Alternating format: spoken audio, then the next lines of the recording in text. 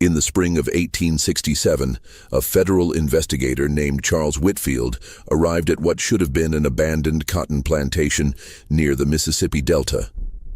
He'd been sent from the district office in Jackson to verify property dissolution records, routine administrative work, the kind that usually involved dusty ledgers and bored county clerks.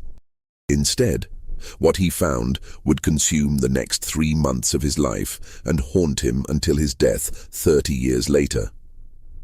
The property, officially designated as the Greenvale Estate, had been legally dissolved in the Federal Registry on January 3, 1866. According to the paperwork filed with the Freedmen's Bureau, all formerly enslaved people had been issued freedom papers, all labor contracts had been fulfilled, and the land had been prepared for public auction. The file was marked, closed, compliance verified. But when Whitfield rode down the long oak-lined approach to the main house, he saw smoke rising from dozens of chimneys. He heard the sounds of human activity, voices calling to one another, children playing, the rhythmic thunk of axes splitting wood.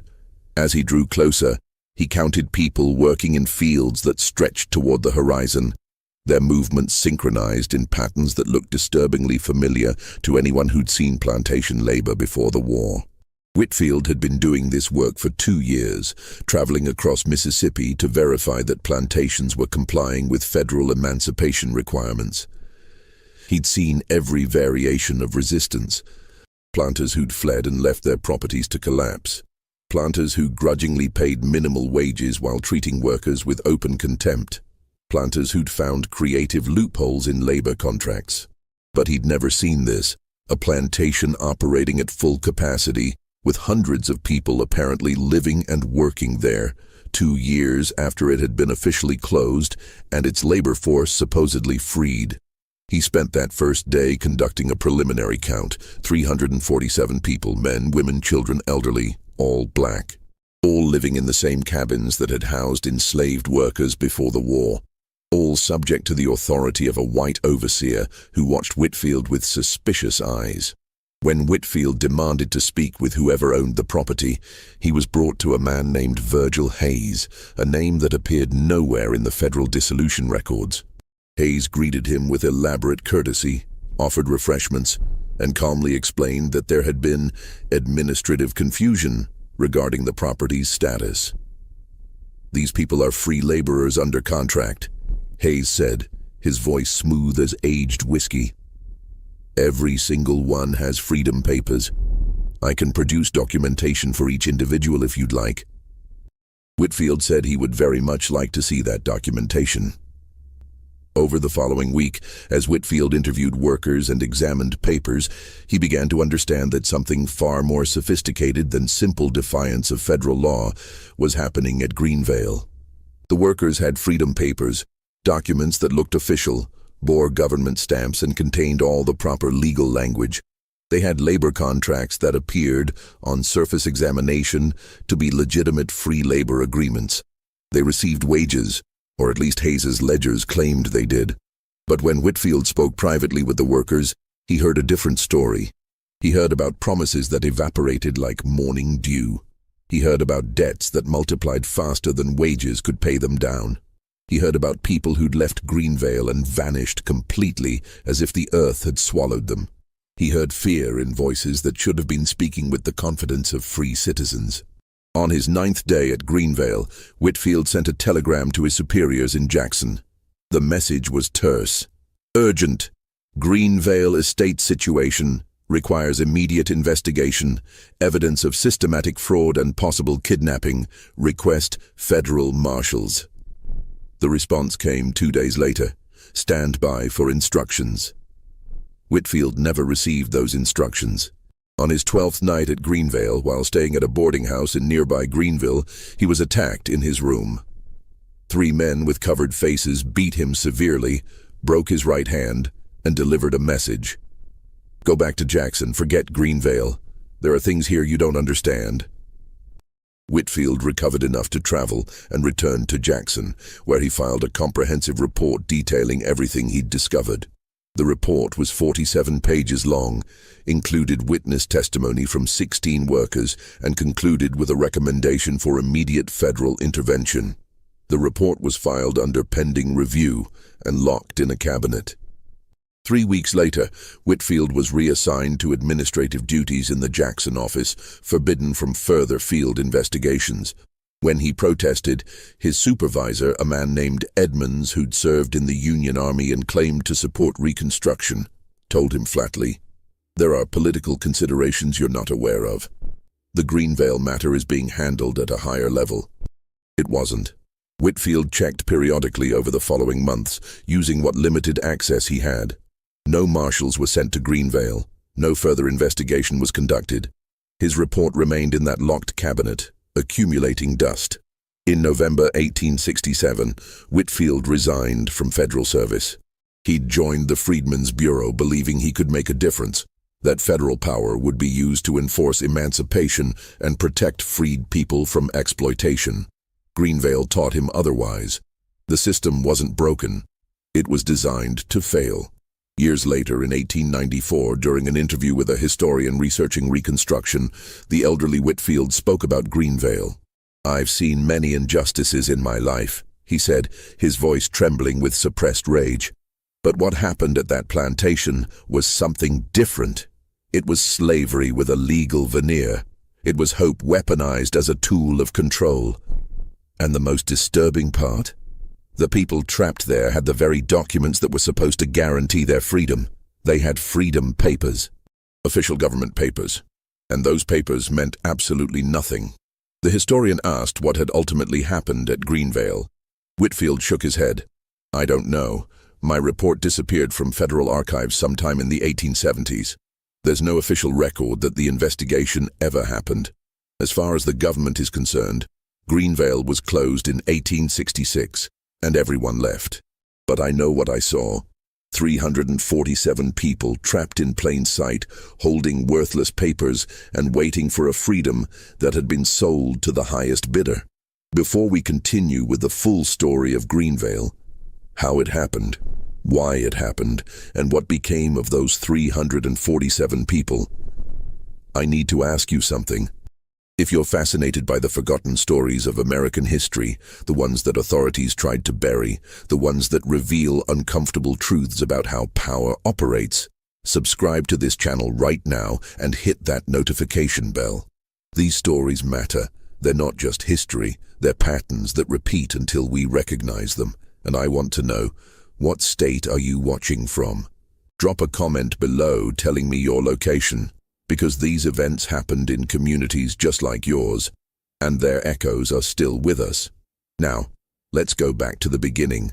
Let's discover how hundreds of people could hold freedom papers and still never leave the plantation. To understand Greenvale, we need to travel back to the final months of the Civil War, when the Confederacy was collapsing and the entire social structure of the South was about to be torn apart and rebuilt. This is where our story truly begins. April 1865, the end of the war. The Greenvale estate occupied 1,700 acres of bottomland in Washington County, Mississippi, in the heart of the Delta region, some of the richest cotton-growing soil in the world. Before the war, the property had been valued at over $300,000. A fortune built on the labor of 412 enslaved people whose names appeared in ledgers as property, their monetary value calculated alongside livestock and equipment. The plantation had been in the Hayes family for 3 generations. Virgil Hayes's grandfather had purchased the land in 1802 when Mississippi was still a territory. His father had expanded it, buying adjacent properties and increasing the enslaved population. Virgil, 43 years old in 1865, had inherited everything when his father died in 1861, just months after Mississippi seceded from the Union. Unlike many planters who'd volunteered for Confederate service, Virgil Hayes never joined the Army. He claimed a medical exemption, a convenient heart condition that required him to avoid strenuous activity, but somehow never interfered with his management of the plantation. His neighbors whispered that he'd paid for the exemption, that his health was fine, that he simply valued property over patriotism. Hayes didn't care what they whispered. He stayed at Greenvale throughout the war, maintaining production even as the Confederacy crumbled around him. Hayes was not a typical planter. He'd been educated at the University of Pennsylvania, studying law and commerce, before returning to Mississippi to take over the family business. He read newspapers from New York and Philadelphia. He corresponded with businessmen in Boston. He understood that the war would end, that slavery would end, and that the planters who survived the transition would be those who adapted quickly and ruthlessly. So while other planters raged about the approaching Union Army, Hayes planned. The enslaved people of Greenvale knew something was changing long before official word arrived. In early 1865, as Sherman's armies carved through the South, news traveled along invisible networks, whispered conversations between properties, information passed from Union scouts to field workers, rumors that grew more concrete with each passing week. Freedom was coming. The question was, what would freedom look like? Among the 400-plus people at Greenvale, there were families who'd been there for 3 generations. Children who'd been born in those cabins, elders who'd known no other life. There was Jeremiah, 43 years old, who'd been field foreman for 20 years, trusted by Hayes to organize work crews and maintain productivity. There was Ruth, 51, who'd raised 3 children at Greenvale before they were sold away, who now worked in the main house kitchen and heard every conversation Hayes had with visitors. There was Samuel, 25, who taught himself to read by sneaking books from Hayes's library, who understood that education would be crucial in whatever came next.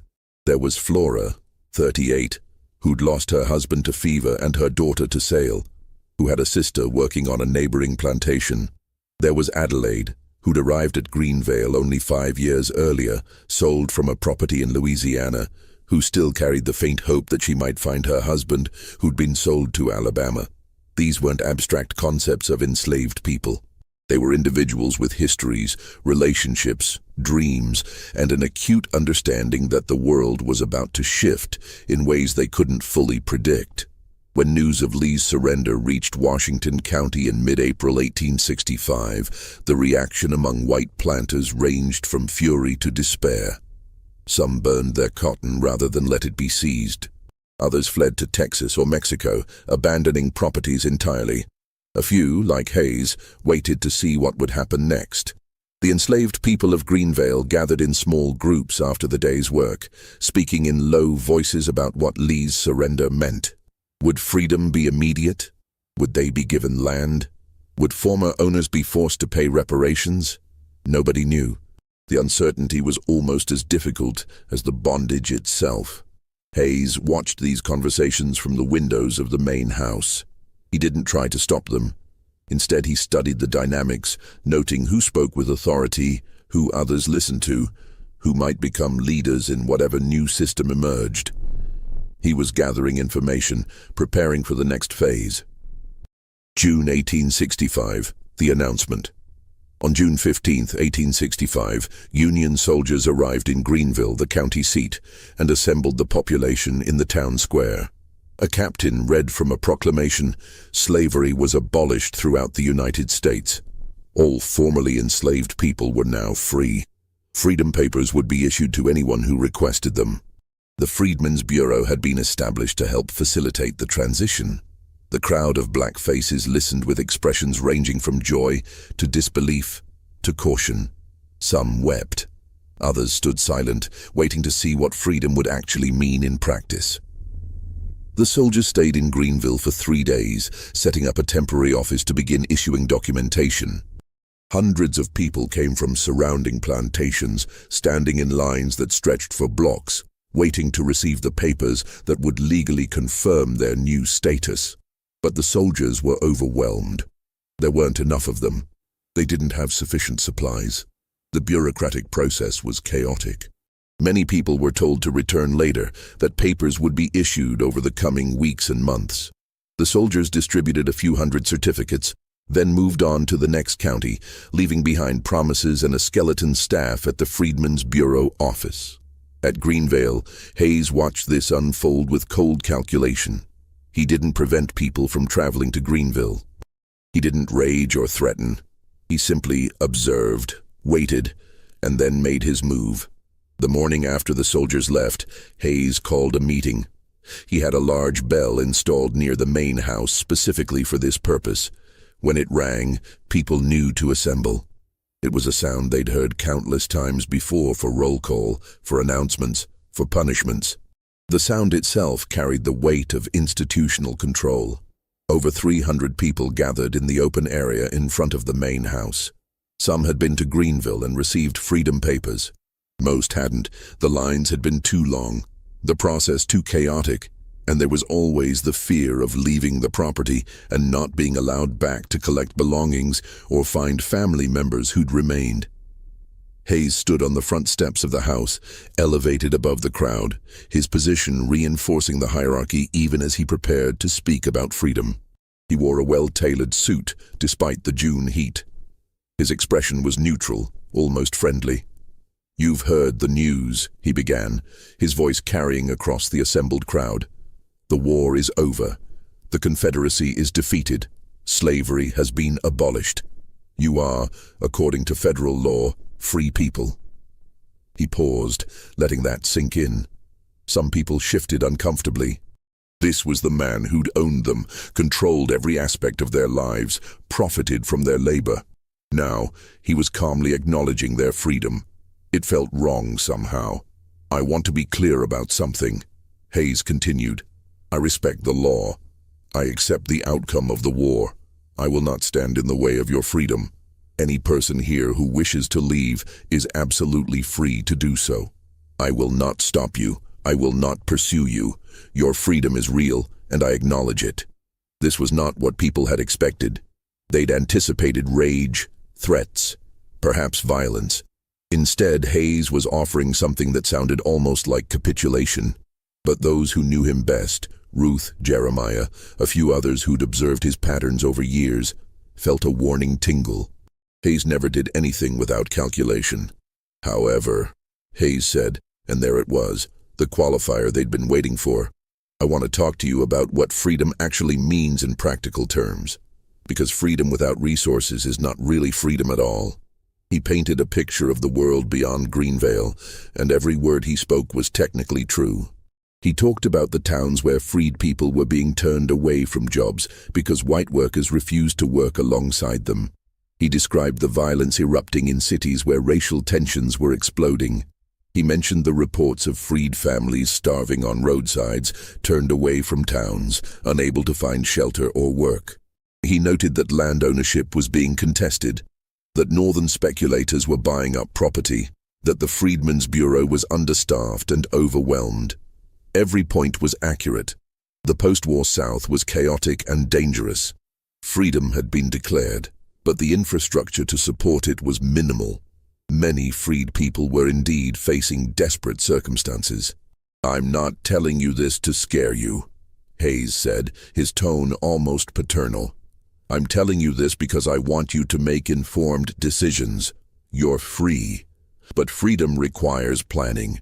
It requires resources. It requires knowing where you're going and what you'll do when you get there."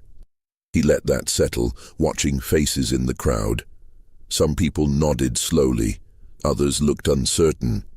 A few, like Samuel, remained skeptical, arms crossed, waiting for the real message. "Here's what I'm proposing," Hayes said. "I'm offering contracts for free labor. You stay here, work the land, and receive wages. $10 per month. That's fair market rate for agricultural work. I'll provide housing, food, and medical care as part of the arrangement.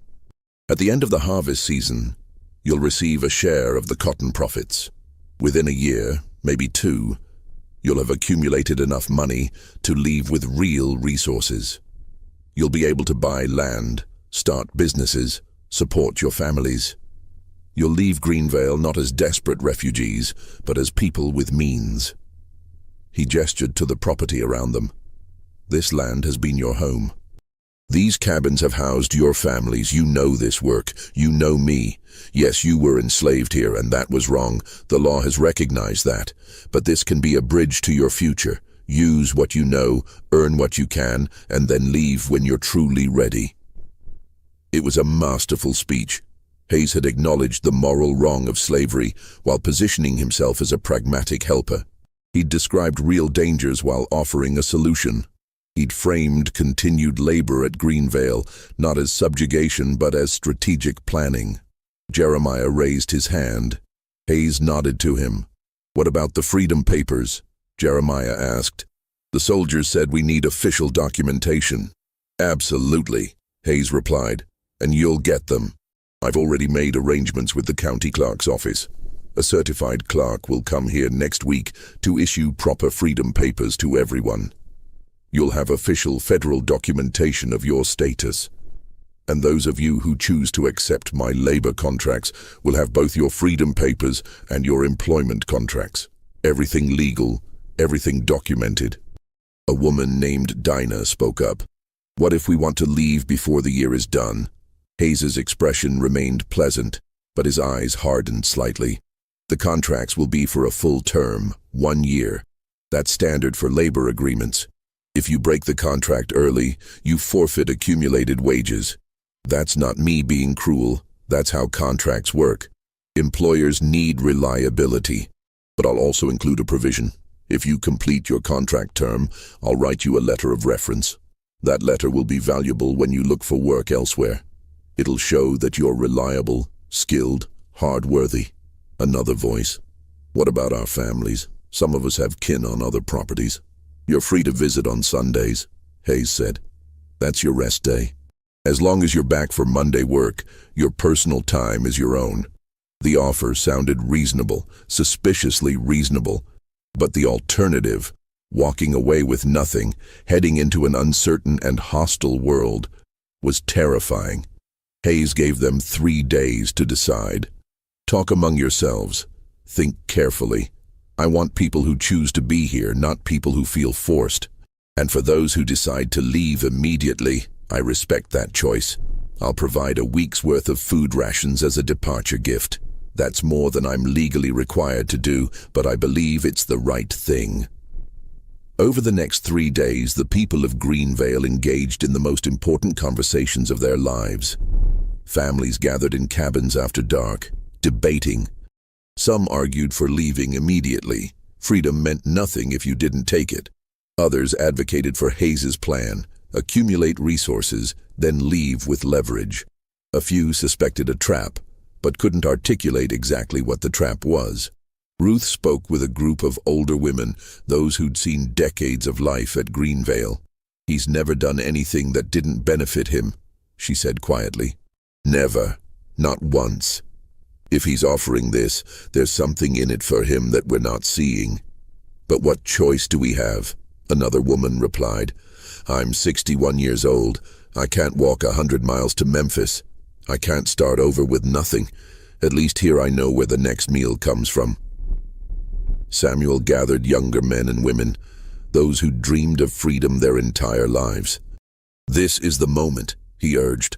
"We might never get another chance. If we stay, we're choosing to remain here. Maybe the world outside is hard, but at least it's ours." But others countered. "Hard? People are dying out there, starving, being attacked. At least here we're alive." Jeremiah, who'd held authority as field foreman, found himself paralyzed by the decision. He'd spent 20 years following Hayes's orders, maintaining discipline, keeping production efficient. He'd been given slightly better food, a slightly larger cabin, small privileges that created a buffer between him and other workers. Now that buffer felt like a chain.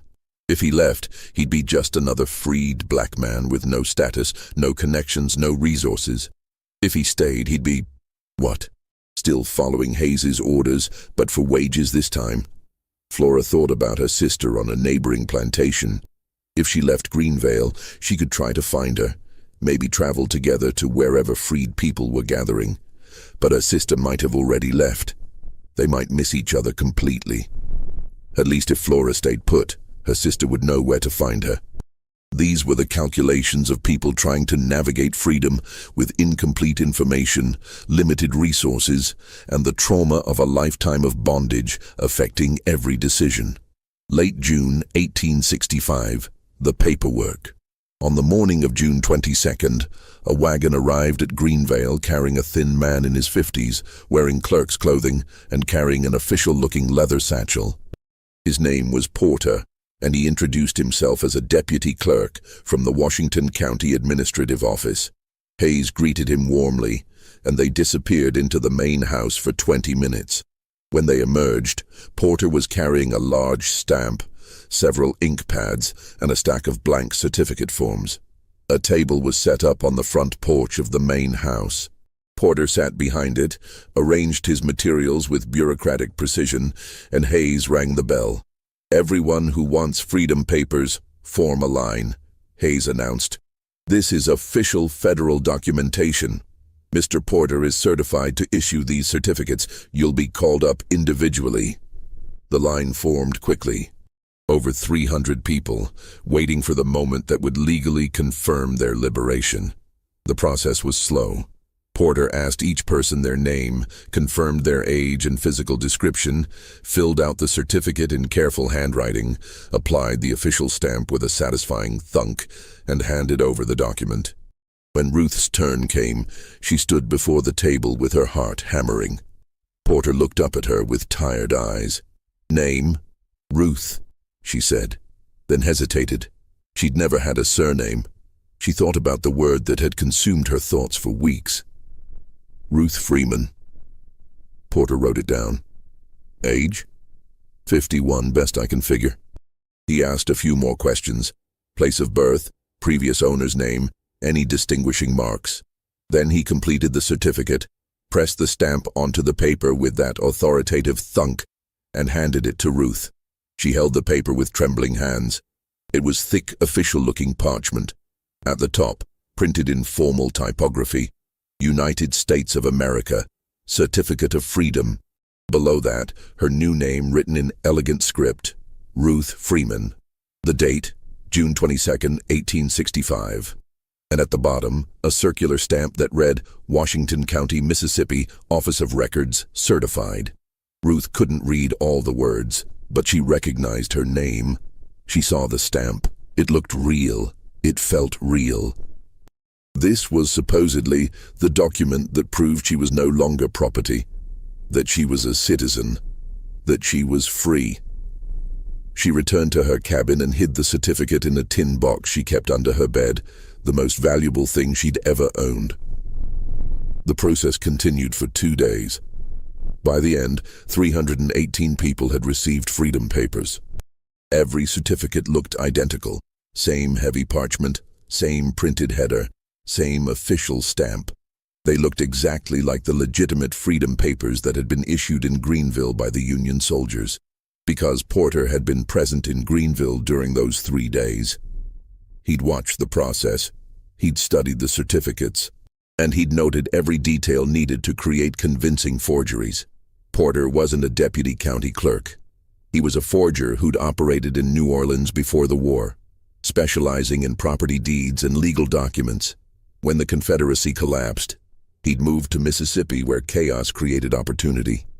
Hayes had found him through a network of businessmen who understood that the post-war period would require certain flexible services. The stamps were real. Porter had acquired them from a corrupt county official who sold access to government seals for the right price. The parchment was real, purchased from the same supplier who provided materials to the Greenville office. The printed headers were real. Porter had access to a printing press in Natchez. The only thing false was the authority behind them.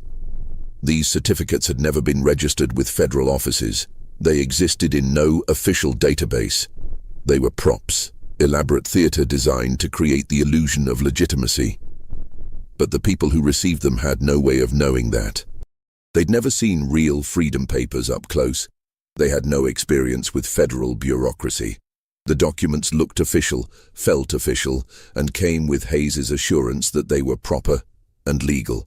The contracts immediately after receiving their freedom papers, people were offered a second document. The labor contract. Hayes had prepared these carefully, working from templates used by other planters, but adding his own sophisticated modifications. The contracts were 4 pages of dense legal language, written in terminology that few people could fully parse, even if they could read. The basic structure seemed straightforward. 1 year of employment, $10 per month in wages, housing and food provided, a share of cotton profits at harvest. But buried in the dense paragraphs were clauses that fundamentally altered the agreement. Section 4, paragraph B stated that wages would be paid at the end of the contract term, not monthly. This meant workers would see no actual money for an entire year, making it impossible to accumulate funds to leave early. Section 6, paragraph A, established that housing was provided at a monthly rate of $3, deducted from wages. Food was provided at $4 per month, also deducted. Medical care was available at cost, deducted from wages. Tools were rented at 50 cents per month, deducted from wages. By the time all deductions were calculated, the actual net monthly earning was closer to $2.50, not $10. But the contract presented the $10 figure prominently at the top, while the deductions were scattered throughout the document in ways that made total calculation difficult. Section 9, paragraph C was particularly insidious. It stated that if a worker left before completing the contract term, they forfeited all accumulated wages and would be reported to the Freedmen's Bureau as an unreliable laborer with abandoned contractual obligations. This notation would be recorded in bureau files, potentially affecting the person's ability to find work elsewhere. Section 12, paragraph A gave Hayes the authority to modify wage rates in response to market conditions and operational costs. This meant he could legally reduce the $10 monthly wage at any time, and workers would have no recourse. Section 15, paragraph D included a clause about debt. If a worker incurred expenses beyond their accumulated wages, they would be required to work additional time to pay off the debt before being released from contract obligations. Samuel stood at the contract table, trying to read through the document. He could read, but the legal language was deliberately obfuscated. He asked Hayes directly, "What happens if I want to leave before the year ends?" Hayes had anticipated this question. His answer was technically accurate. "You're free to leave anytime, Samuel. I can't stop you. You're not enslaved, but breaking the contract means forfeiting your wages. More importantly, I'd have to report the breach to the Freedmen's Bureau. That's required by law for contract disputes. The report would go on your employment record." "What employment record?" "The Bureau is establishing a national registry of freed workers and their employment history. It's meant to help people find work. But if your record shows you abandoned a contract, employers will see that. They'll think twice about hiring someone unreliable." This was a half-truth. The Freedmen's Bureau was indeed attempting to create employment records, but the system was rudimentary and inconsistently enforced. However, workers had no way of knowing that. The threat of a permanent mark on an official record was terrifying. Jeremiah studied the contract, comparing it to conversations he'd overheard among white business owners before the war. These deductions, $7.50 per month for housing and food, that seems high. Hayes nodded, as if agreeing. It is high. I'm absorbing significant costs to maintain this operation.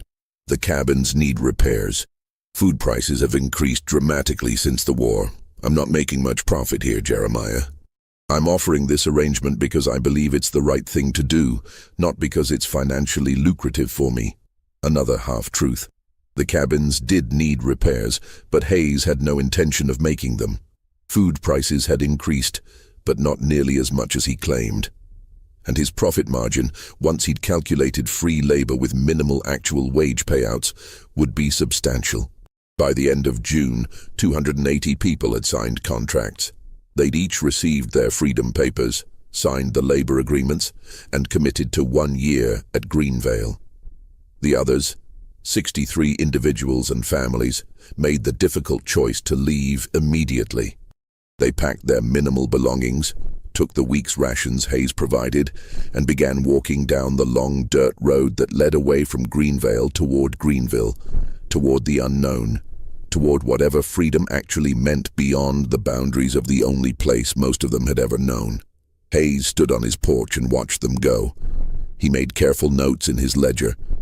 Names, approximate ages, which direction they'd walked, whether they were alone or in groups. Ruth watched from her cabin window as her friend Esther left, carrying a cloth bundle and holding her 6-year-old son's hand. They'd worked together in the main house kitchen for 15 years.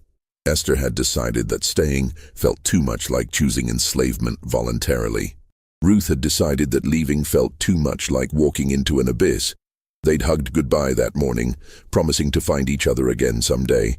Ruth never saw Esther again. July 1865, the first month. The work began on July 1st. Hayes organized crews exactly as they'd been organized before, assigned the same fields, established the same routines. The only difference was that now, theoretically, workers were being compensated. The reality of day-to-day life at Greenvale didn't feel dramatically different from before. Workers still rose before dawn when the bell rang. They still assembled for roll call. They still worked the cotton fields under the brutal Delta sun, row after endless row, while white overseers watched and occasionally shouted orders. They still returned to their cabins exhausted after dark, ate simple meals, and collapsed into sleep. But there were small differences. Hayes allowed slightly longer breaks during the hottest part of the day. The food rations were marginally better than during the war. Workers were allowed to keep small personal gardens behind their cabins, and every 2 weeks, Hayes posted a notice listing each worker's accumulated wages. Those posted figures created a strange psychological effect. Workers would gather around the board, finding their names, seeing the numbers grow. Ruth Freeman, 1587. Samuel, 18s. 43. Jeremiah, 21-15. The numbers seemed real. They seemed to represent actual value accumulating. Workers began talking about what they'd do with their wages. Ruth wanted to buy fabric for a real dress. Samuel planned to purchase books. Jeremiah thought about saving enough to rent a small plot of land in town. These conversations created investment. Workers started thinking of themselves as wage earners, working toward goals, not as trapped individuals looking for escape. It was a subtle shift, but Hayes understood its power. People who believe they're accumulating something are less likely to walk away from it. But as July progressed, some workers began noticing inconsistencies. Dinah had been keeping her own count on a piece of paper hidden in her cabin. She'd marked each day worked, calculating her expected wages. According to her math, she should have earned $10 for July. But when she checked the posted figures in early August, her total showed only $6.33. She brought this to Ruth, who brought it to Samuel and Jeremiah. They gathered in Ruth's cabin one evening, speaking quietly. "He's modifying the numbers," Dinah said. "I know what I worked. I counted every day." Samuel frowned. "Are you accounting for the deductions? Housing, food, tools? Even with those, it doesn't match. He's adding extra deductions that aren't in the contract." Jeremiah shook his head slowly. "We need to see the contracts again. Compare what he's charging to what we agreed to." "The contracts are in his office," Ruth said. Locked away. They sat in frustrated silence. They suspected manipulation, but they had no proof, no way to verify, and no authority they could appeal to. The Freedmen's Bureau office in Greenville was supposed to handle labor disputes, but workers had heard stories about freed people going to the Bureau with complaints and being told that contracts were contracts, that disputes had to be proven with documentation, that hearsay wasn't sufficient evidence. As summer deepened, another concern emerged: the silence from those who'd left. Flora's sister had been among the 63 who'd departed in June. Flora had expected a letter, some word about where her sister had settled, whether she'd found work, whether she was safe. Weeks passed. Nothing arrived. Flora wasn't alone in this. Multiple workers had friends or family members who'd left, and not a single person had received any communication. No letters. No messages through travelers, no news at all. Flora raised this concern with Hayes directly one afternoon. "Mr. Hayes, have you heard anything from the folks who left? My sister was among them, and I'm worried." Hayes's expression was appropriately concerned.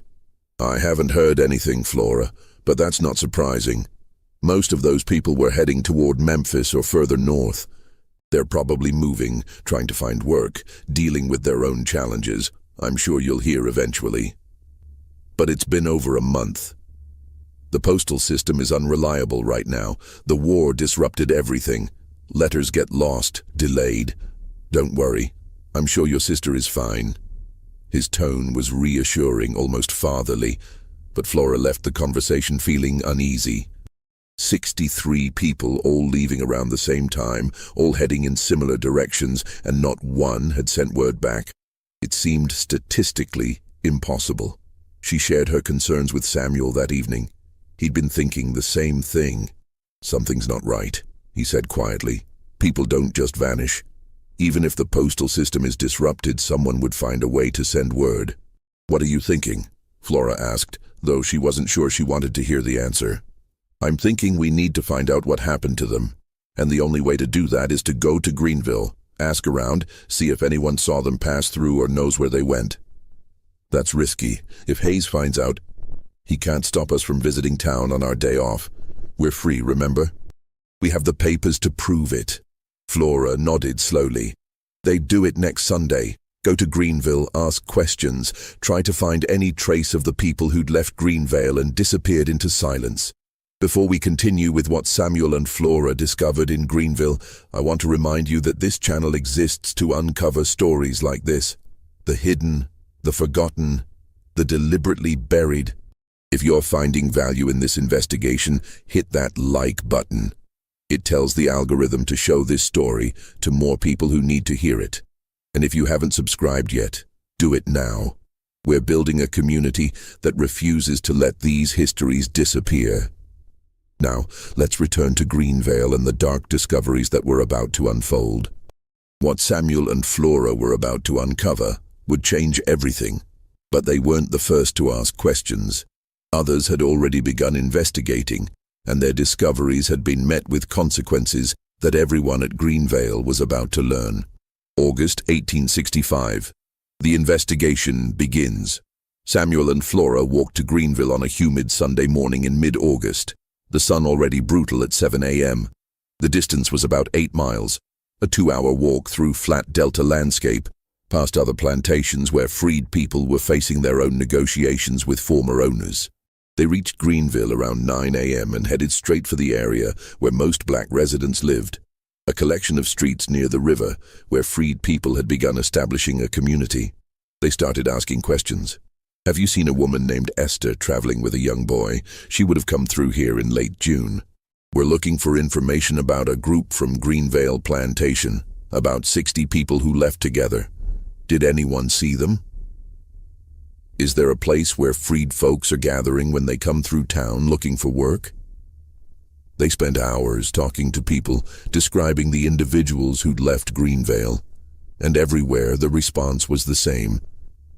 Nobody remembered seeing a large group from Greenvale passing through in June. A woman running a boarding house for freed people was particularly certain. "I remember every family that's come through here looking for shelter. I haven't seen 60 people from any single plantation all at once. That would have been noticeable. Where'd they go?" "That's what we're trying to find out," Samuel said. They visited the Freedmen's Bureau office, a small building near the courthouse staffed by a single exhausted clerk named Morrison. Samuel explained their concern. A large group of freed people had left Greenvale in June, and there'd been no word from any of them. Morrison checked his registry. "No one from Greenvale has registered here, but not everyone registers.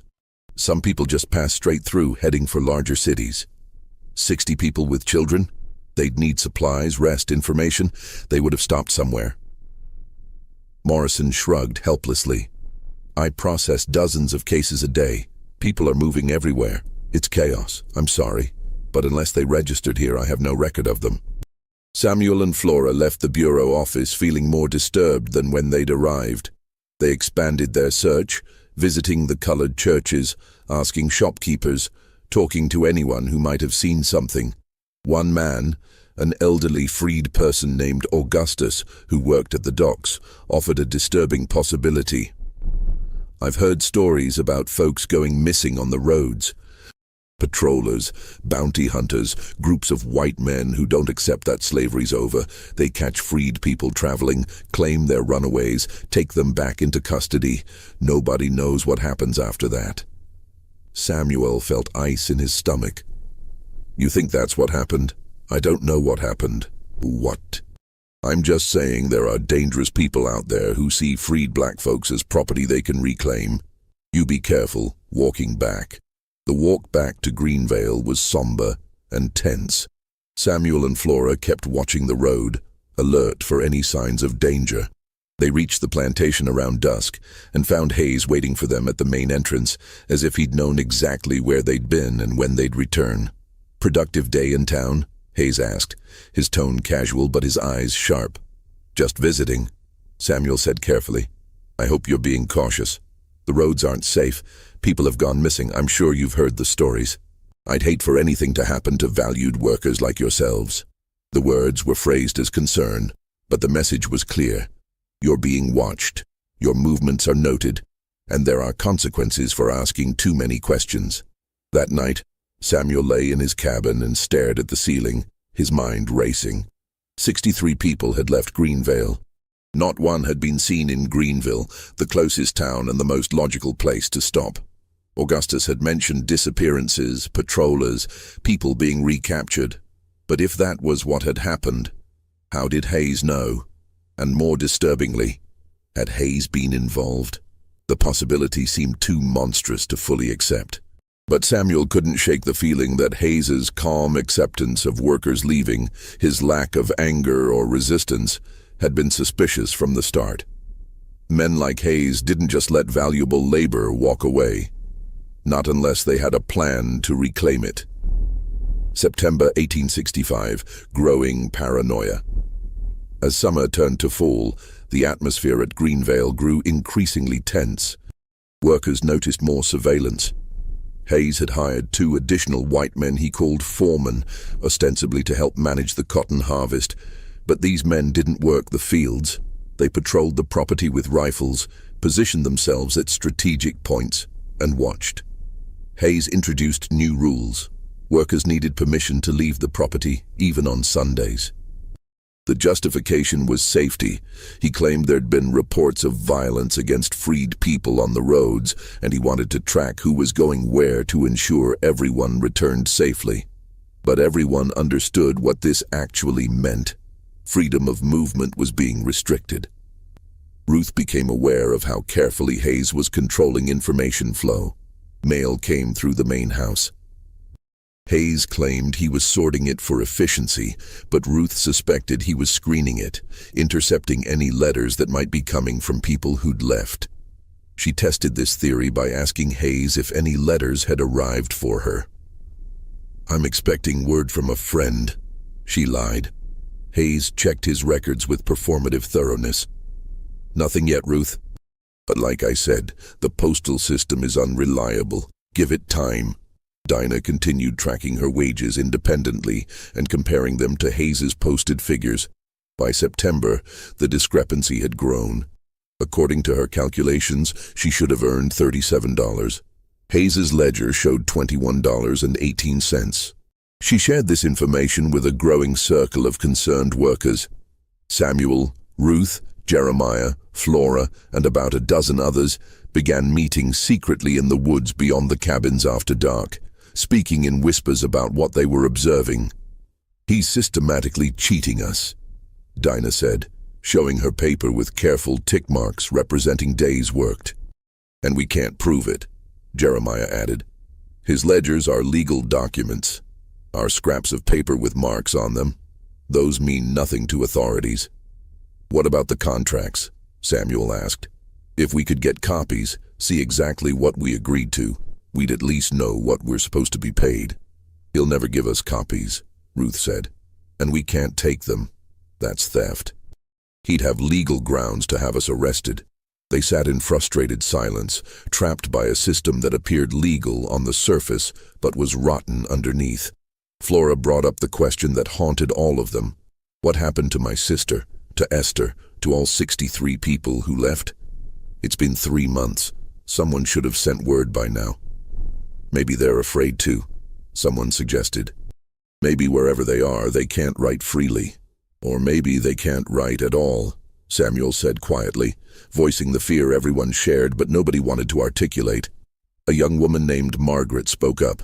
She'd been at Greenvale for only 2 years, sold from a plantation in Alabama. There were stories in Alabama about planters who didn't accept emancipation. Men who would pay bounty hunters to recapture freed people, take them to remote properties where nobody would find them. Work camps deep in forests or swamps. People who went there never came back. You think that's what happened here? Jeremiah asked. I don't know. But I know men like Hayes don't give up power easily. And I know 63 people don't disappear without reason. The meeting disbanded with no clear plan, only growing dread.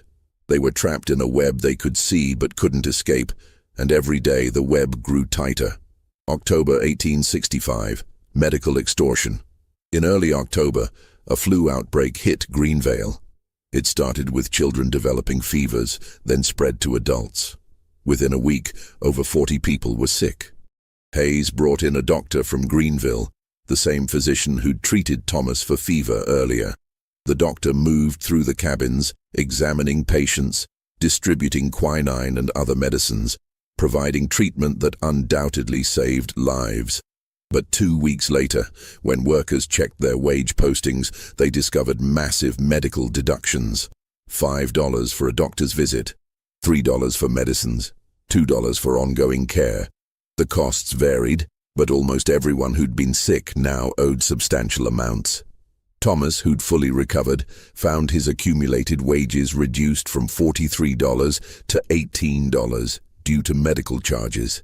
He went to Hayes's office, anger barely contained. I can't afford this. $25 for the flu? Hayes opened a file, showing itemized receipts written in the doctor's handwriting. The doctor charges what he charges, Thomas. I paid him on your behalf because you needed treatment. Would you have preferred I let you suffer without medical care? I didn't ask for treatment that cost more than 2 months' wages. The alternative was to travel to the colored hospital in Vicksburg, 40 miles away, while sick with flu. In your condition, you likely would have died on the journey. I made a decision to save your life. Now you're upset about the cost?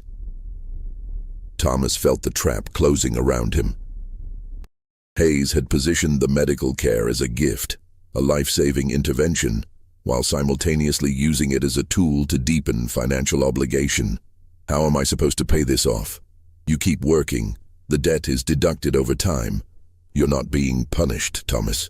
You're being helped. Thomas left the office feeling more trapped than ever.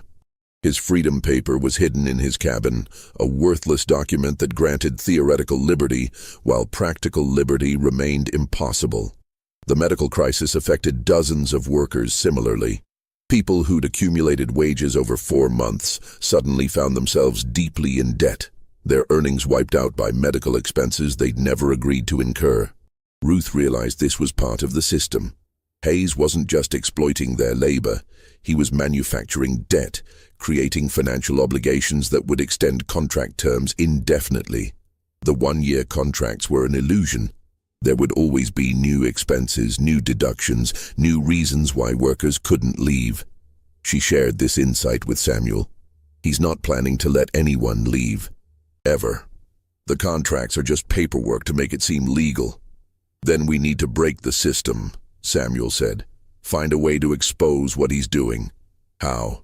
We have no authority, no money for lawyers, no proof that would hold up in court. Then we get proof, somehow. But before they could formulate a plan, something happened that changed the entire situation. November 1865, the federal agent. In mid-November, a man arrived at Greenvale wearing a Union Army coat and carrying federal identification. His name was Lieutenant Marcus Webb, assigned to the Freedmen's Bureau Regional Office in Vicksburg. He'd received an anonymous letter describing conditions at Greenvale and requesting investigation. Samuel had sent that letter. He'd written it weeks earlier, documenting everything they'd observed. The falsified wage records, the excessive deductions, the disappeared workers, the restriction of movement.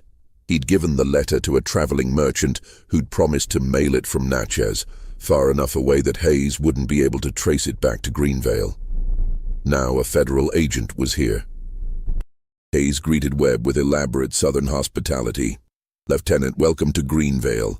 I'm pleased to see the Freedmen's Bureau taking interest in our operation.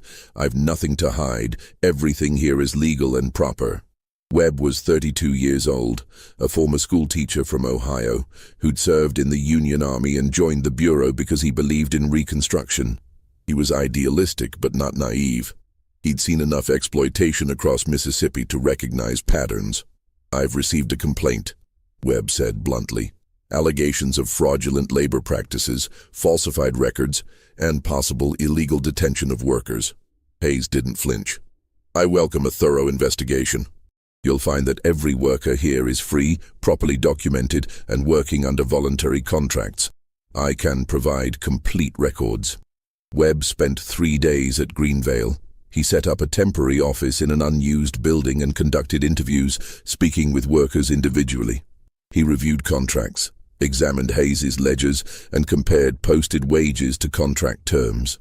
The workers faced a terrible dilemma. Webb represented federal authority, the possibility of justice. But he was also one man who would eventually leave, while Hayes was permanent. If they complained openly and Webb's investigation led nowhere, they'd face retaliation. Most workers gave careful, vague answers when interviewed. "Are you here voluntarily?" "Yes, sir." "Are you being paid fairly?" "Mr. Hayes pays what he pays." "Have you experienced any coercion or threats?"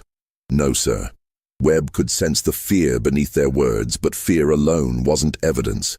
Then he interviewed Samuel. Samuel had spent days deciding whether to speak openly. It was a massive risk, but if he didn't, nothing would change. When Webb asked if there were any concerns about working conditions, Samuel made his choice. He spoke quickly, voice low, aware that Hayes might learn of this conversation.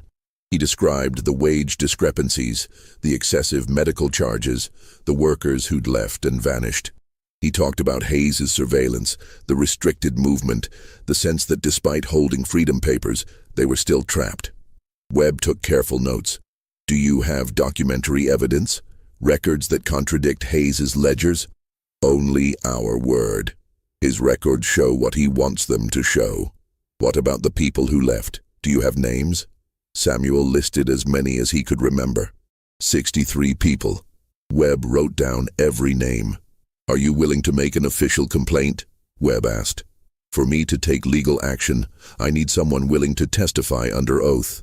Samuel hesitated. An official complaint would put his name on record. If Webb's investigation failed, Samuel would be marked as a troublemaker, making him a target. "Can you protect us?" Samuel asked. "If we testify and then you leave, what happens to us?" Webb wanted to say yes, wanted to promise federal protection, but he was honest enough to admit the truth. "I'll do everything in my power. But the Bureau is understaffed. We're stretched thin across 6 states. I can investigate, file reports, recommend action, but enforcement—" He trailed off, and Samuel understood. "So we'd be on our own." "Not entirely. If I find evidence of illegal practices, I can refer the case to federal prosecutors. Hayes could face criminal charges. And how long would that take? Months, maybe a year." Samuel made a decision. "I'll give you everything I know, names, dates, discrepancies, but I need you to understand. If this goes nowhere, we're the ones who'll pay the price." "I understand." That evening, Webb confronted Hayes directly, laying out the allegations. Hayes remained utterly calm, responding to each point with practiced composure. "Wage discrepancies? Lieutenant, these people don't understand accounting. They see gross wages and don't comprehend deductions. Every expense is legitimate. Housing, food, medical care, tools.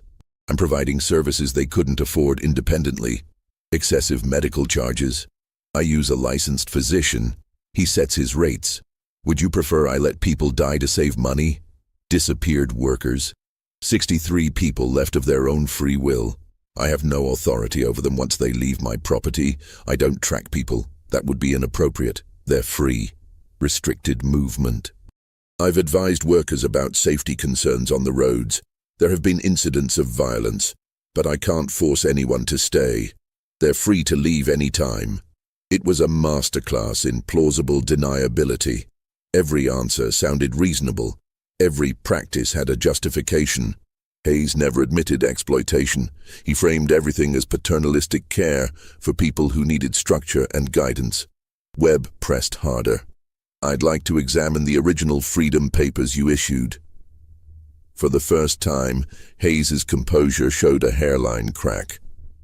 The papers were issued by Mr. Porter, a certified clerk from the county office.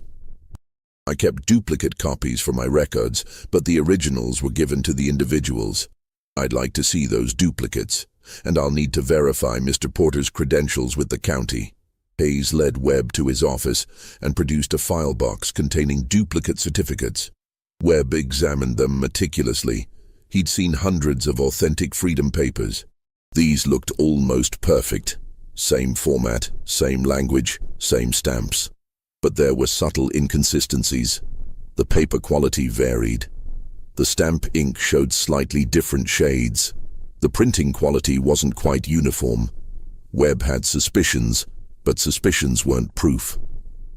He made notes to verify Porter's credentials, to check whether these certificates had been registered with federal offices, to compare them to legitimate documents. Where did Porter acquire the official stamps? Webb asked. From the county clerk's office, as far as I know. You'd need to ask him directly. I'll do that. Where can I find him?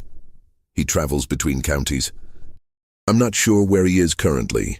Convenient, Webb thought. He made a note to locate Porter and interview him. Over the next day, Webb continued his investigation. He interviewed more workers, cross-referenced Hayes's ledgers with contract terms, and documented everything meticulously. He could see the system. Contracts designed to create perpetual debt, wages calculated to always fall short, freedom papers that might be fraudulent, and an environment of controlled fear. But seeing a system and proving illegal activity were different things. Hayes had been careful to create a legal appearance. The contracts were technically valid. The deductions, while excessive, weren't explicitly illegal. The freedom papers looked authentic, and without access to federal registries, Webb couldn't immediately prove they were forgeries. On his final morning at Greenvale, Webb spoke with Samuel privately. I'm filing a comprehensive report recommending a full federal investigation. I'll recommend that federal marshals be sent here, that Hayes's records be seized and forensically examined, and that the freedom papers be verified against official registries. How long will that take? I don't know, but I want you to know. I believe you. I can see what's happening here, and I'm going to do everything I can to stop it. Samuel wanted to believe him. Webb seemed genuine, committed, idealistic. But Samuel had learned that idealism often collapsed under institutional indifference. Webb left Greenvale that afternoon, carrying a file of notes and testimony. He promised to send word about the investigation's progress. That word never came. 3 weeks after Webb's visit, a notice appeared on the board outside Hayes's office. It stated that Lieutenant Marcus Webb had been reassigned to duties in Texas and was no longer serving Mississippi.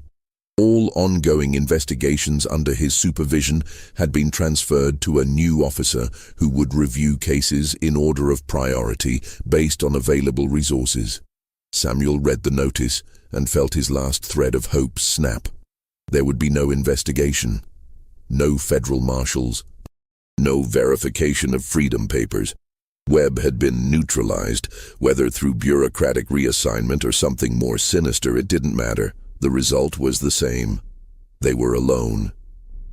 What happened to Lieutenant Webb? Was his reassignment legitimate? Or was he silenced because he'd gotten too close to the truth? These are questions we may never answer. But what happened next at Greenvale The harvest, the broken promises, and the final revelation, those stories survived. But before we continue, I need you to do something. Share this video. Stories like this disappear when we stop telling them. Send this to someone who values truth over comfort. And leave a comment telling me, do you think Webb was reassigned naturally, or was it more sinister? Now let's continue with the harvest season that revealed the full scope of Hayes's betrayal. As autumn deepened into winter, the cotton harvest began, the moment when Hayes had promised workers would receive their share of profits, the moment when a year of labor would supposedly be rewarded. What actually happened would destroy what little trust remained and set in motion the events that would finally expose the Greenvale system. Late November, 1865. Harvest season. The cotton harvest was the most labor-intensive period of the year, requiring every available person working from dawn until well after dark. The fields had produced well despite the wartime disruptions. Good soil, adequate rain, and relentless labor had generated a substantial crop. Hayes had promised that workers would receive a share of cotton profits in addition to their regular wages. This promise had been a key selling point of the contracts, the incentive that had convinced many people to stay. Now, as thousands of pounds of cotton were picked, ginned, and prepared for market, workers began calculating what their shares might be. Cotton was selling for approximately 30 cents per pound in 1865. If Greenvale had produced 40,000 pounds, a conservative estimate that meant $12,000 in gross revenue. Even after deducting operational costs, the profit should have been substantial. Workers did the math in their cabins at night. If 280 people split even a modest portion of the profits, each person might receive an additional $50 to $100, enough to finally leave, enough to start fresh somewhere else. Ruth dared to hope that perhaps she'd been wrong, that perhaps Hayes would honor this part of the agreement, that the year of labor would result in real compensation. December 1865, the reckoning. In mid-December, after the last of the cotton had been sold and shipped, Hayes called a meeting.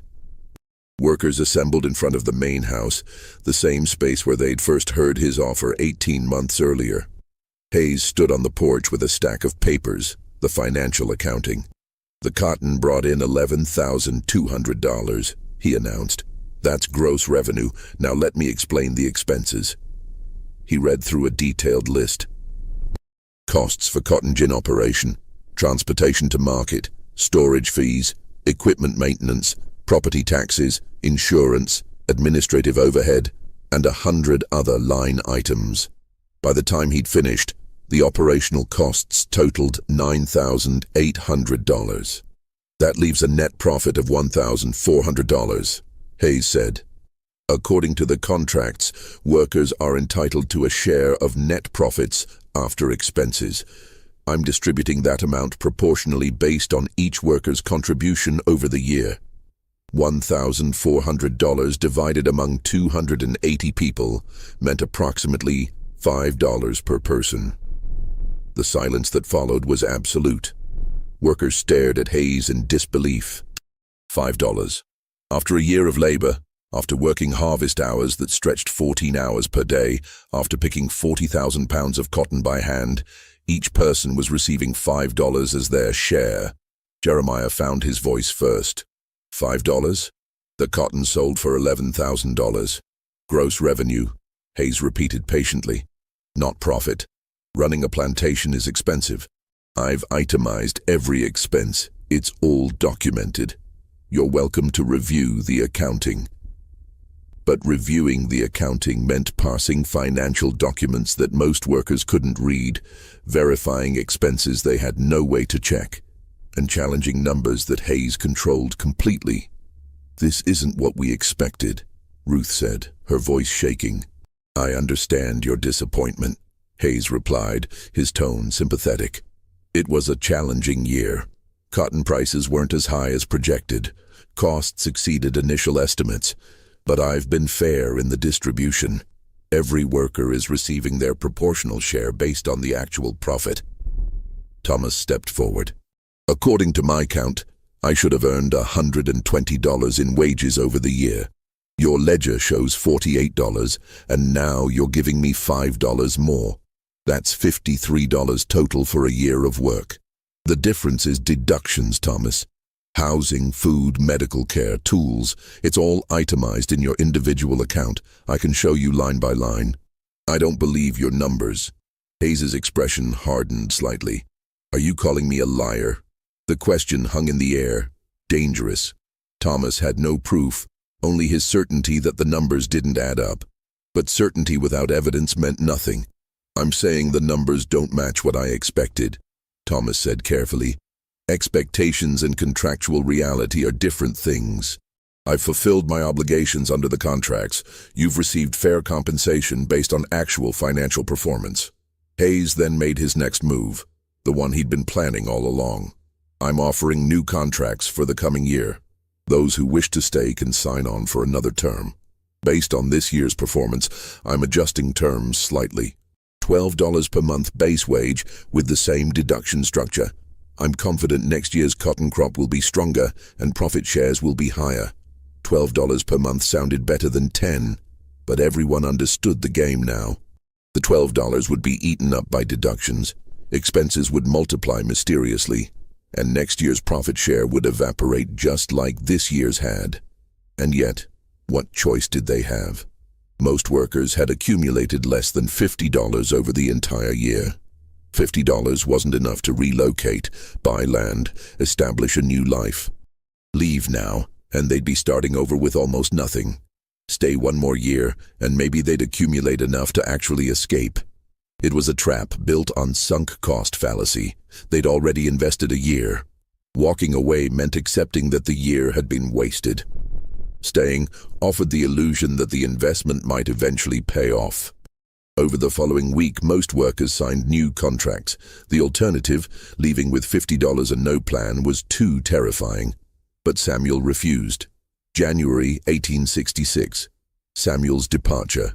Samuel had spent the year since emancipation learning everything he could about the new world emerging around them. He'd saved $28, despite Hayes's deductions. It wasn't much, but it was enough to try. On January 8, 1866, Samuel went to Hayes's office and informed him that he wouldn't be signing a new contract. I'm leaving, Mr. Hayes. My contract term is completed. I've fulfilled my obligations. Hayes didn't argue. His expression was almost sad. I'm sorry to hear that, Samuel. You're a good worker. Are you sure about this? The world outside can be harsh. I'm sure. Where will you go? North. Memphis, maybe. Hayes nodded slowly. Well, you're absolutely free to go. I wish you the best of luck. Stop by the office tomorrow morning. I'll have your final wage payment prepared and a letter of reference.